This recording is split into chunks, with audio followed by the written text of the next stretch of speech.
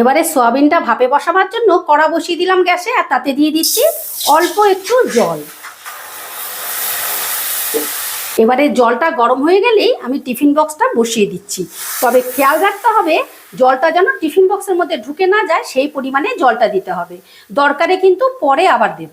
এবারে গ্যাসের আঁচটা মিডিয়ামে রেখে আমি আধ ঘন্টার জন্য ঢাকা দিয়ে দিলাম। আধ ঘন্টা বাদে ঢাকাটা তুলে নিলাম। গ্যাসটা অফ করে দিচ্ছি। এবারে টিফিন বক্সটা তুলে তোমাদেরকে দেখাচ্ছি। এবারে তোমাদের ঢাকাটা খুলে দেখাচ্ছি। দেখো কতটা লোভনীয় হয়েছে, আর দারুণ কিন্তু একটা ঝাঁঝ বেরিয়েছে। সর্ষের তেল আর সর্ষে বাটা দারুণ ঝাঁঝ বেরিয়েছে।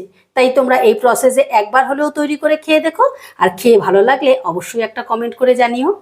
ঠিক আছে, এবারে তোমাদেরকে আমি পরিবেশন করে দেখাচ্ছি।